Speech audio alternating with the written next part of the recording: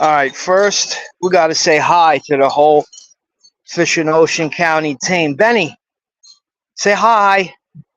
Bachi, yo,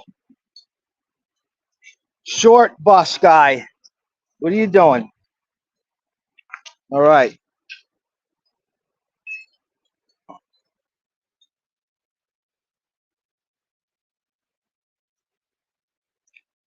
all right. So I guess that's as big as the screen's gonna get. So here I am back again with another video for you guys. This one's gonna be about bluefish,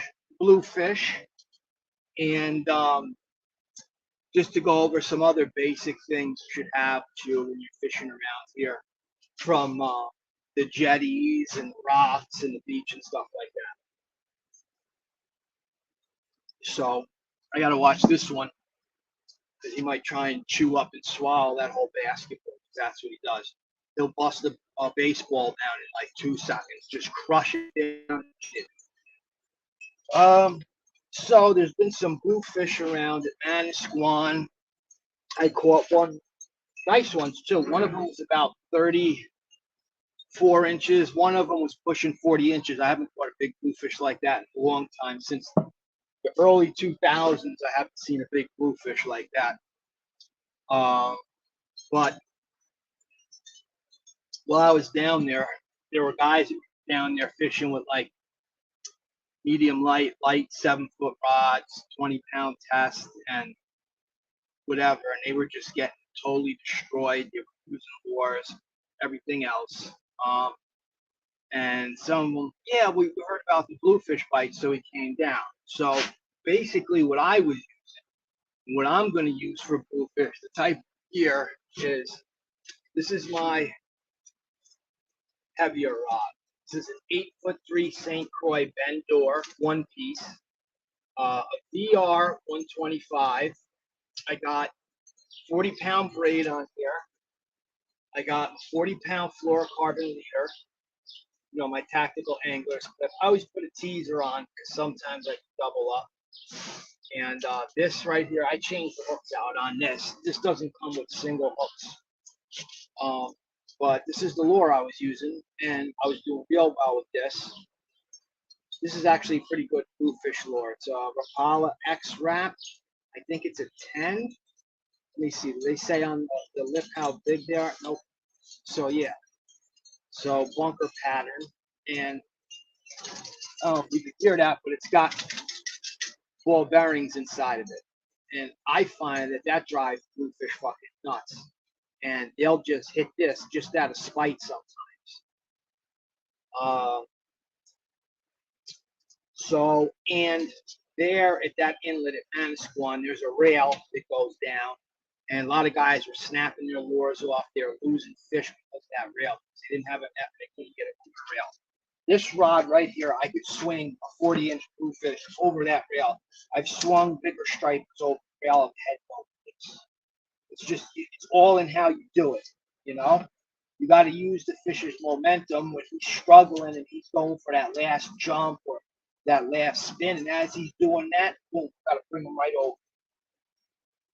So remember this. This is a good plug right here for the bluefish.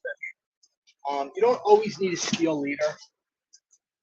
You can use a real tough 60 pound leader, and they're not chew through that. Even that 40-pound fluorocarbon, there's nicks going up and down that the first foot of it. Um, and I'm okay with using that. I'll probably change it out next time I go, but I'm not changing it while I'm fishing there, catching fish when the leader has nicks in it. You got to be able to assess whether those nicks are compromising the integrity of the leader or they're not, but they're just superficial scratches. So if it looks like spaghetti is peeling off the leader, change it. So bluefish are voracious eaters. They'll eat anything you throw at them. So I'm going to show you some lures that I like Number one, the diamond jig. With a tube or no tube, they're great. These are a little more expensive. I don't use these for bluefish, or when there's blue. I try not to use them when there's bluefish around, because on the drop, a bluefish will inhale um this whole lure right here, and then when you go to set the hook, he's just busting it right off. So that's why I try not to use these bluefish.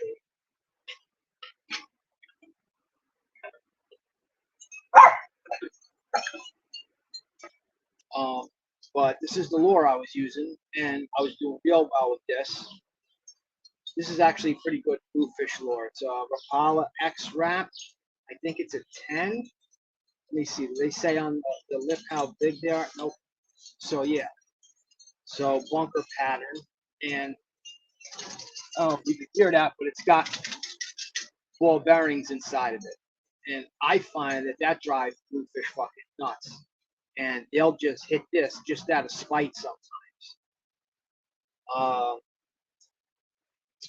So, and there at that inlet at Manasquan, there's a rail that goes down, and a lot of guys were snapping their lures off. They were losing fish because of that rail. They didn't have an net, they couldn't get it on the rail. This rod right here, I could swing a 40-inch bluefish over that rail. I've swung bigger stripes over the rail of head boat. It's just, it's all in how you do it, you know? You got to use the fish's momentum when he's struggling and he's going for that last jump or that last spin. And as he's doing that, boom, got to bring him right over. So remember this. This is a good plug right here for the bluefish. You don't always need a steel leader. You can use a real tough 60-pound leader, and you're not chew through that. Even that 40-pound fluorocarbon, there's nicks going up and down that the first foot of it. And I'm okay with using that. I'll probably change it out next time I go, but I'm not changing it while I'm fishing there, catching fish when the leader has nicks in it. You got to be able to assess whether those nicks are compromising the integrity of the leader or they're not, but they're just superficial scratches. So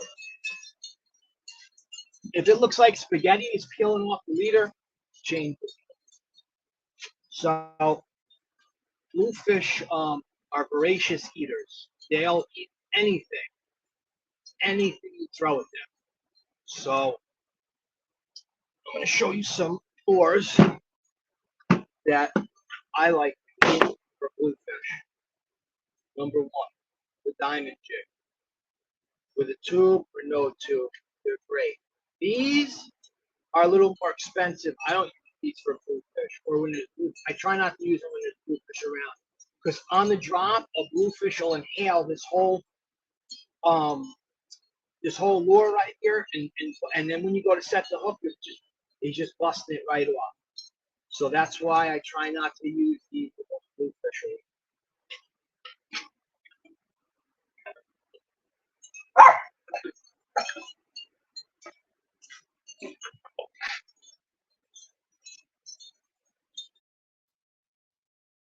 All right, so I'm back.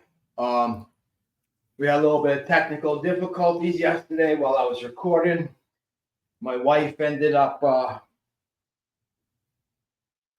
interrupting me, so I had to straighten all that out. I just bailed out this morning. So we're going to continue with this video about bluefish and some other stuff, just some key things you guys should know. So let me go over some stuff, and then we'll go over some things about about some bluefish. So if you're fishing around the jetties, the rocks, stuff like that.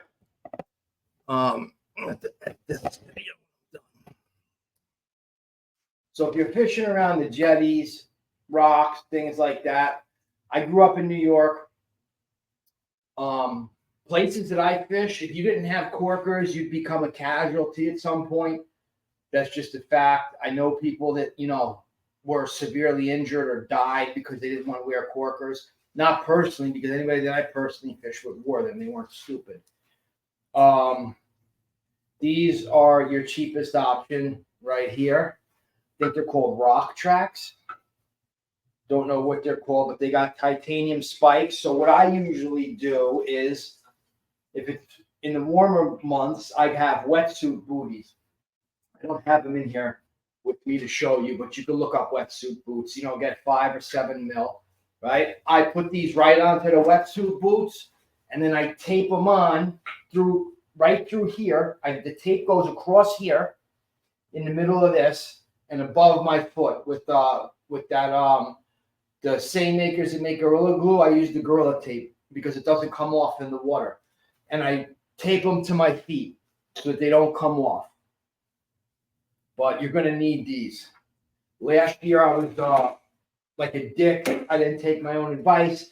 I was jumping rocks barefoot at Manasquan down by the water, chasing bonita and Spanish mackerel, and I fell, busted my rib, slid down a rock, and a piece of rebar that was sticking out of one of those jacks whizzed right past my face like this. So that was literally one of like the 1 or 2 times that I didn't wear cleats where I was supposed to when I was fishing. But if you had these when you were a kid, you had a good childhood.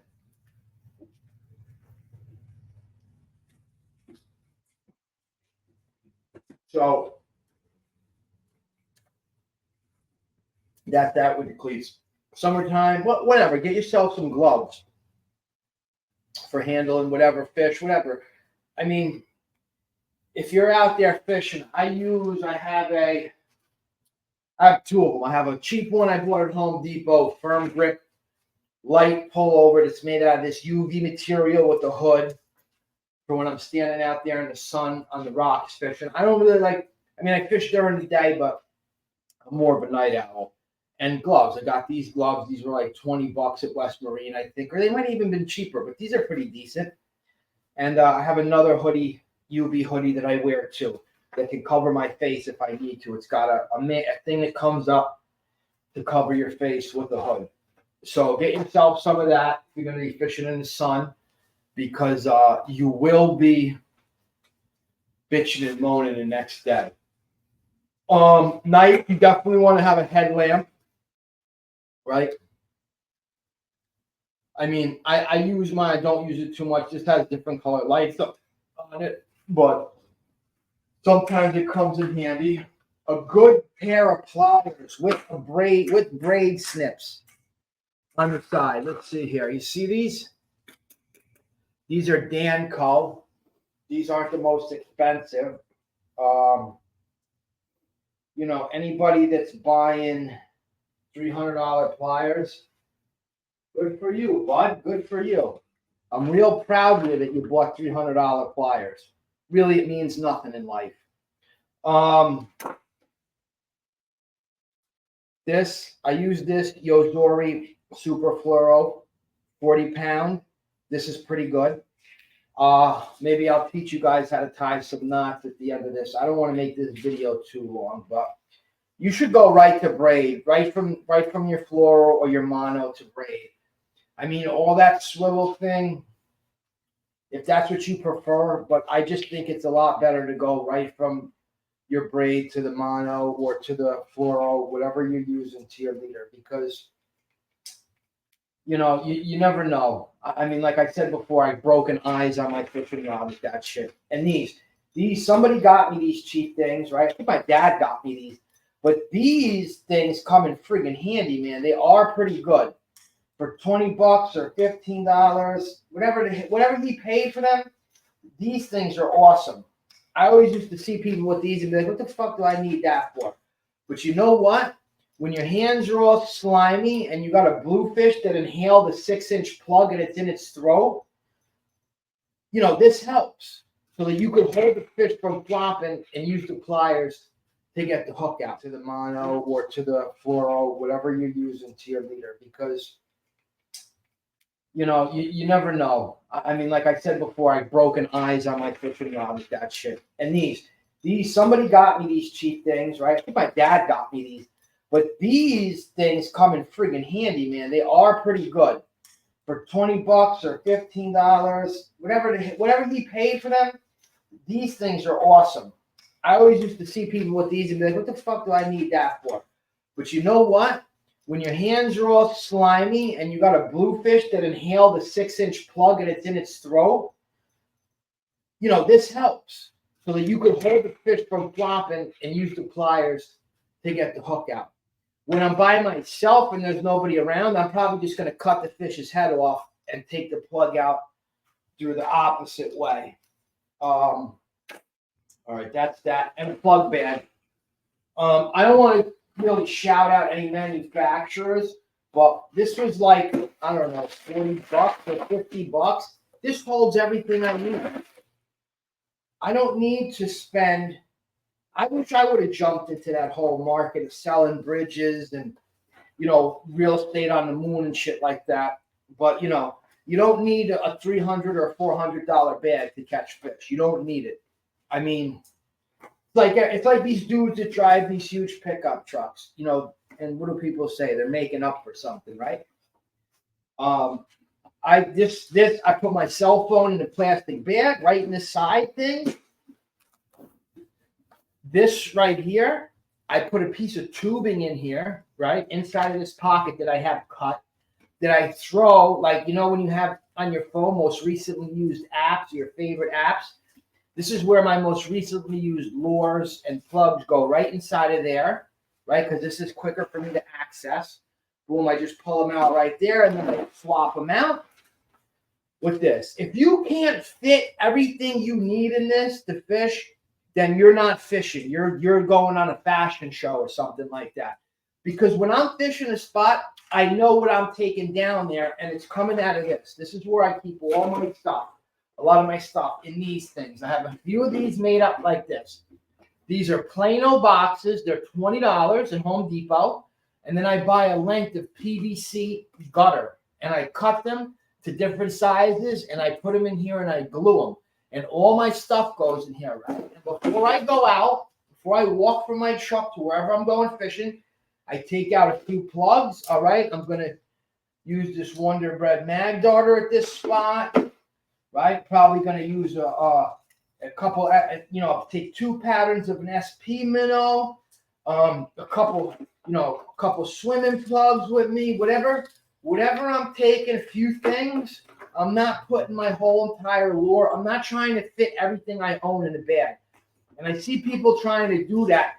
And me, I've been fishing for over 40 years. And maybe I don't look that old, I don't know. But it's just, to me, it's just hilarious. It really is. I laugh. Dude's walking down the beach, fucking lures are flying out of his bag and everything.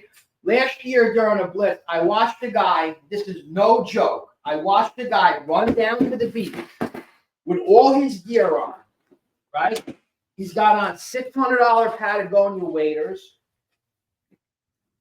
right? You know what I use? I get $100 waders. And when they rip and they break, I throw them in a fucking trash. They're even less than $100.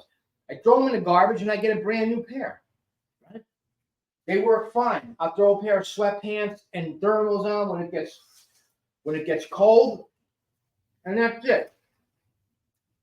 He's got a $75 plug on, a huge band stall, brand new VS reel, big gold reel, $75 plug on. He's got like a 13-foot fucking Century surf machine.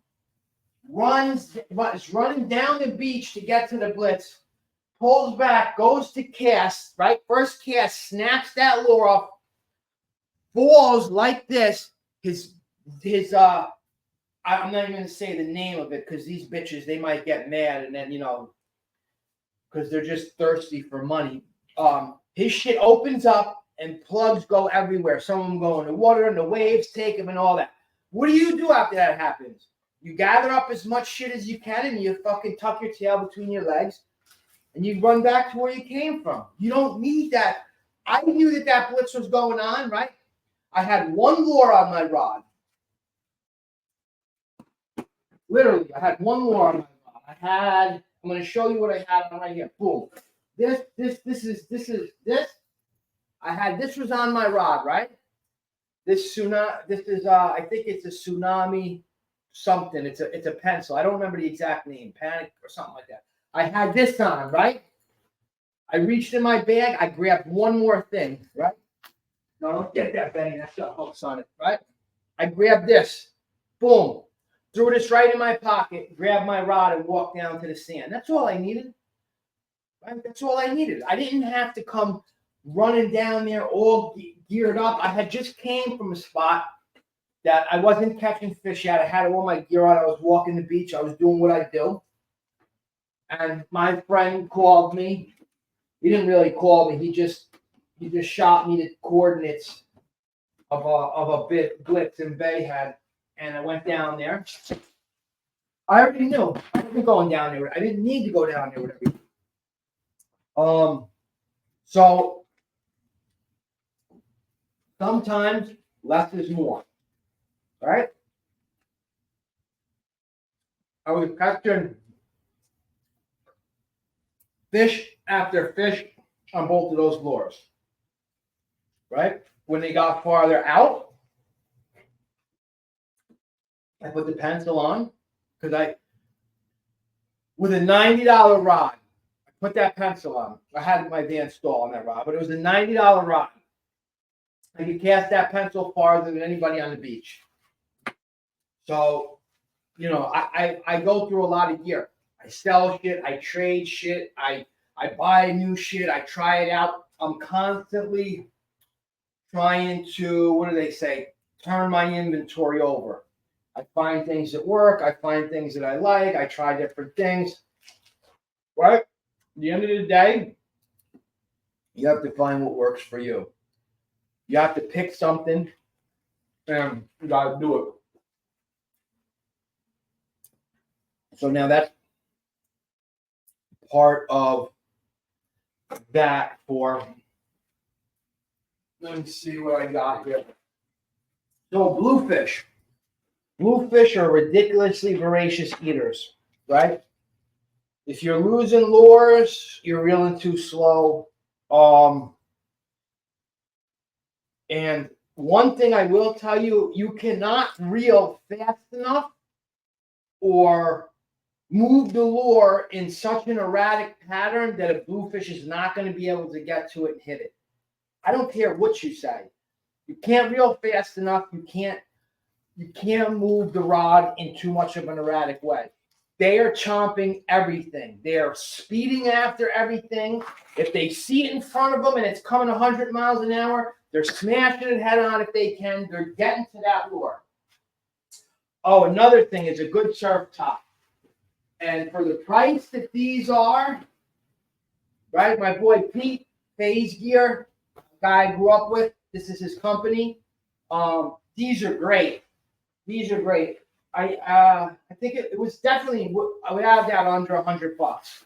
And this thing is great for where I'm fishing at, wherever.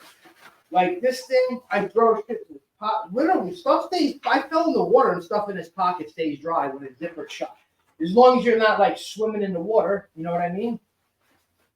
And I bought it big enough so I could throw a thermal, a sweatshirt on, and throw this over it with my waders and go on the beach, and it feeds the water right off.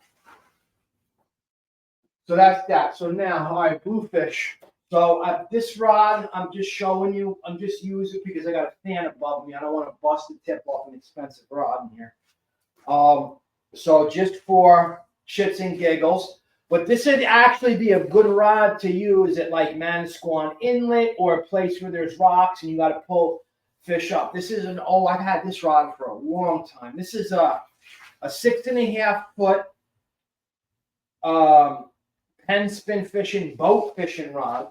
And my stepson's got his Penn Fierce 3 on here, right? But like I said, for bluefish, it's like you don't got to worry about speed and technique, finesse, none of that stuff, man. They don't care about any of that. If you're next to me reeling like this, right? Reeling your lure in, and you're saying, man, how are you catching all these fish? And I'm catching fish after the water. You see me, I'm casting out, right? And when I'm reeling, I'm literally going like this with the plug, reeling fast, whipping it like this. Dragging it through the water, and I'm hooking up every time.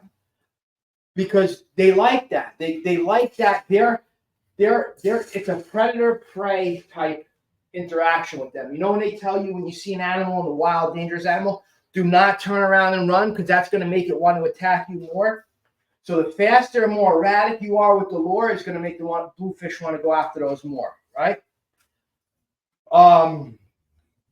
End of outgoing tide, last hour and a half, 2 hours, outgoing tide at an inlet, right? You're going to want to be at the end of the jetty. The bluefish are going to be set up on the other side of that, down towards the bottom, eating everything, right? So I'm going to give you as an example because everybody knows this spot, so it's not a spot burn. Manasquan Inlet, right? On outgoing tide, I am at the tip of that jetty. Right? I'm at the tip of that jetty. This is the very end, right? I'm around here where the inlet is coming out. I'm right here. I'm casting out up current to let my bait.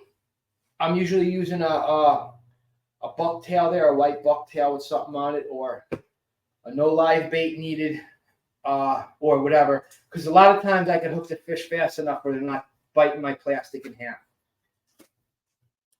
So I'm drifting it out because you got some current there at the end of the outgoing. It's sweeping out hard. You want to get it down and you want to get it out, right? And then I'm going from there like that. Boom, boom, boom, boom, boom. I'm bouncing it down as it's going out, and I'm reeling back. I'm letting it down. I'm doing what I gotta do. I'm letting it float down to where I'm comfortable enough where if I hook up with a fish, I'm not gonna wrap a boat prop. I'm not gonna do any of that within reason. I'm not standing up at the top of that jetty and drifting one of them fucking flutter spoons down and out 300 yards into the current, right? When you do that and you tangle me, I'm cutting your shit. I don't give a fuck. I'm cutting your shit. That's not the way you fish. So you're gonna learn about that quick. That's not good etiquette. You don't throw out and drift your line down over other people's shit with one of those stupid fucking, what are those jigs that got the hooks on either end of them? I don't know what they are. Certain people use them, but they try to drift them down into the feed where the fish are feeding, where the bonita and the albies are feeding down there. So, but you can't do that. You can't drift it out like that, 300 yards or whatever to get down to the fish. What I do is I'm casting up. So by the time my lure gets in front of me, it's on the bottom already. I'm not casting straight out and then letting it drift down and fighting to try and get it to the bottom by letting line out like that. No, cast up current, right? You gotta use your head. You gotta figure out how fast the current is moving, right? And make a deduction. Cast out, let it. Even if it's hitting the bottom, say we got 12 o'clock here. Even if it's hitting the bottom at 2, it's fine because you could still bounce it down and then get down there and bring it back the way you want to. When the current's coming in, right? We do it the opposite way. That's even better when the current's coming in there. Cast out, let it go down, and come in there when you're at the end of those tides. Those fish sit outside, just outside there, when that current is coming out to feed, because they're obviously eating everything that's coming out of that bay and lagoon or whatever is back there, and everything else is getting dragged out. When the tide changes, it's pulling stuff in but it's also pulling stuff out of those rocks and those crannies and those crevices. And you're going to want to be a little bit farther back more, right? If you can't get down closer to the water with cleats. And this is all my personal opinion. So don't say in the comments, that's wrong. This is this. Listen, this is what works for me. You don't have to do it like that. But you can say this worked for me. And you know what? I heard that this guy said this. Let me do something that's a little in between that and a little bit different, right? And it might work.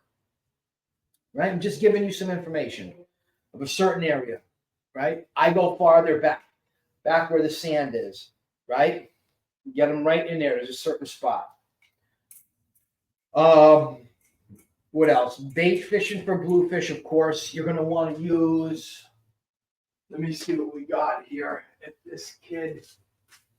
All right, well, I'm just going to use this for an example. This is a shark rig. You're not going to use this for fishing. So you're going to want a little bit of wire there when you're fishing with bait because a bluefish is going to inhale that.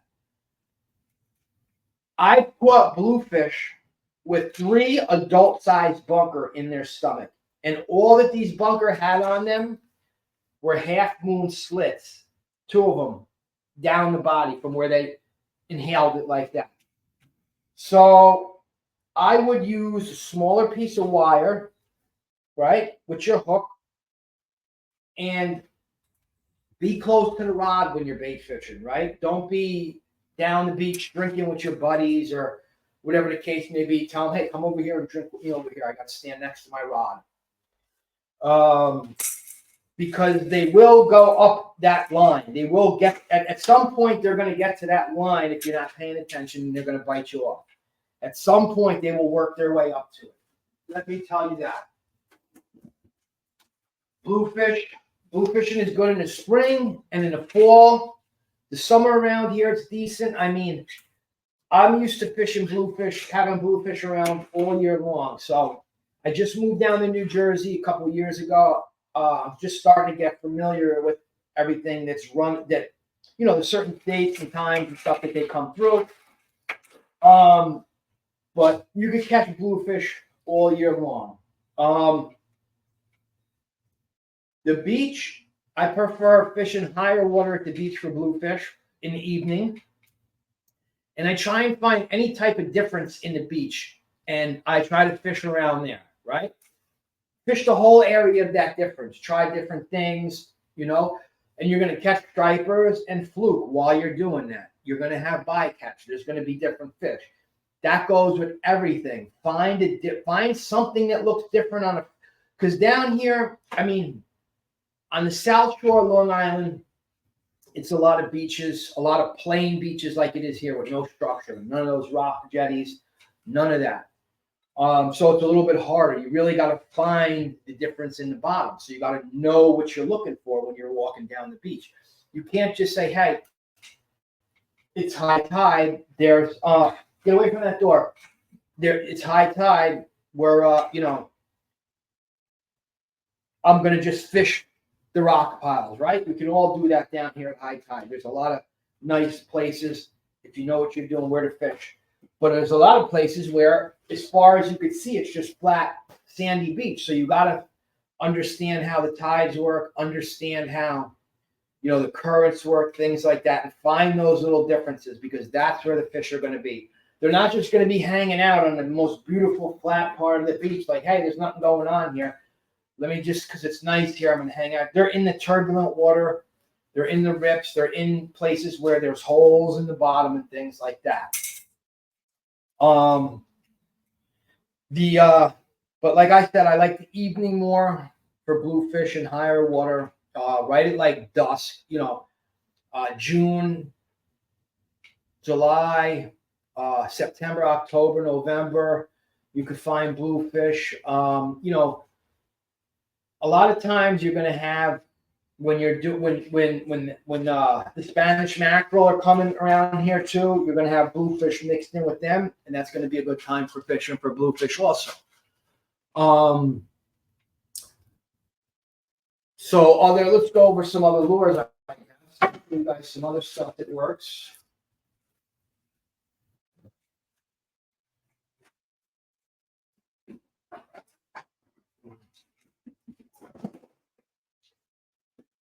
This thing right here, this thing's a fucking beast. But from working in construction my whole life, I got real problems with my hands, my forearms, and my elbows.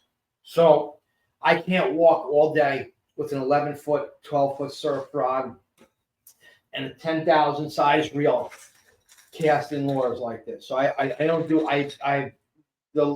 the Biggest rod I have right now is a 9-foot St. Croix. I can still throw this with my 8'3". But you want a kind of a bigger rod to throw this. These are great for a bluefish. These are great. It will get them to attack every time. Just that walk the dog motion.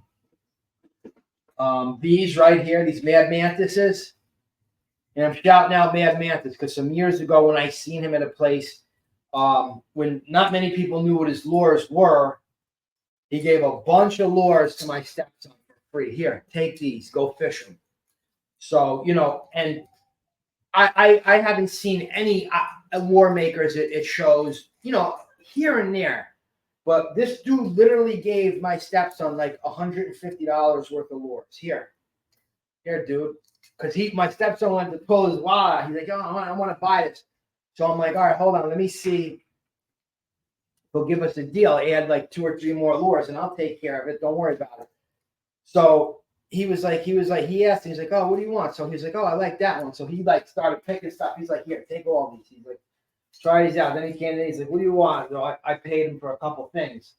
But other than that, his lures are great. He's got a lot of good stuff. Right here, these 2 plugs right here.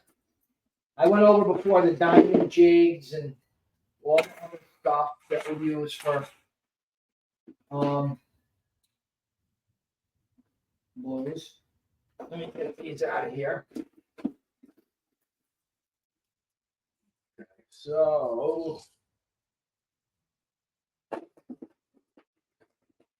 just real quick, diamond jigs. Diamond jigs are good, depending on the size. You don't want too small of a diamond jig, because like the Albie jigs, they're gonna inhale that whole thing on the drop. If they're spooling up, they're inhaling your whole shit on the drop, and you're losing it. So, this is what I'm using in the current, and like down closer to the bottom when that current is pulling real hard in Manasquan, right? I'm using this. This is like a bucktail. I added this little stupid plastic thing on here. It helps, right? Boom. That's all you need to get down there. Get a heavy bucktail and get it down. And there's a fine line between getting hung up in the rocks there and catching fish. So this one, too, I think this is the plank, right? This works pretty good. I didn't know how to use this at first because I guess this is a different type of lure. So I asked the guy on Instagram because he posted some photos of some fish he caught with this. You can use this lure anyway. You can literally use this lure on the surface, right? Like a pencil. It glides through the water, right? Or you could use it like a needlefish. So I would say that's a great all-around versatile lure.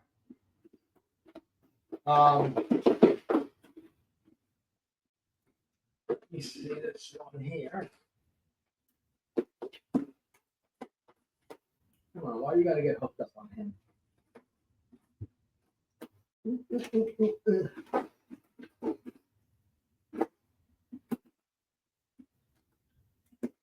Okay. This is a classic right here. And this one, no, this isn't the one. I have one with beads inside of that, but this is a needlefish, super striped needlefish, right? This is good for bluefish, right? And let me tell you how to use it for bluefish, right? Because these things cast like bullets. So you could get them out there, and this is a sinking needlefish. So what you want to do is, if there's no bluefish blitzing, what they do is they move up and down the beaches, kicking this, like just eating shit off the bottom. Just make a lot of noise in the sand. That's all. Drag this through the sand. And it works. You'll catch bluefish with it. And in the fall, when there's sand eels around, it's good for stripers. This is good when bluefish are blitzing because it's a hard, tough lure. It makes a lot of noise and a lot of disturbance on the surface. This will definitely pull bluefish up to the surface. Whether they're blitzing, it'll have the bigger fish will go after this, or they're not blitzing and they're around somewhere in small numbers. They're coming to get this. They're coming to check this out. They're coming to get it. It's got a rattling, it's got ball bearings inside of it. All right, so that's what we have for Bluefish, right? You should be using these, right?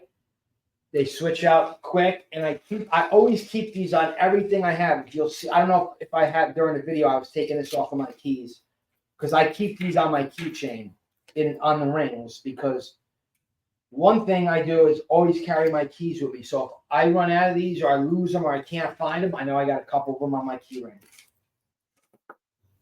All right. So now let's see. I'm going to show you guys with. No, you know what? I am going to use the braid for this knot.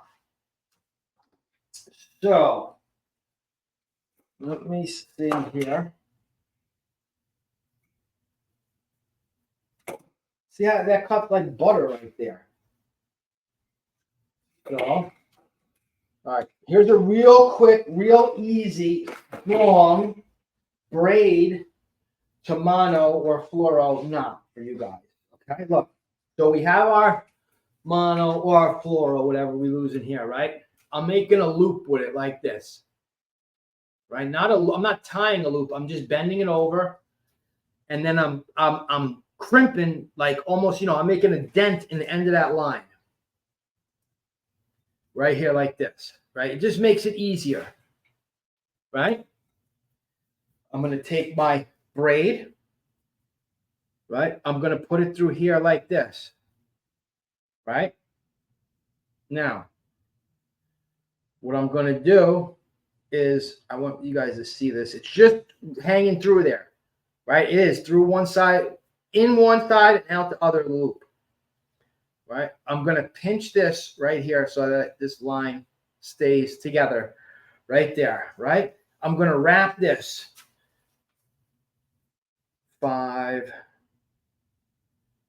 6, 7, 8, 9, 10, 11, right? Then I'm going to transfer my fingers to this side and pinch it, right? 12, 13, 14 times, right? And then the 15th time, the line is coming through this side of the loop. So I'm bringing this tag end to go through the same side of the loop to come out the same way that the other line is in there, right? Boom, just like this.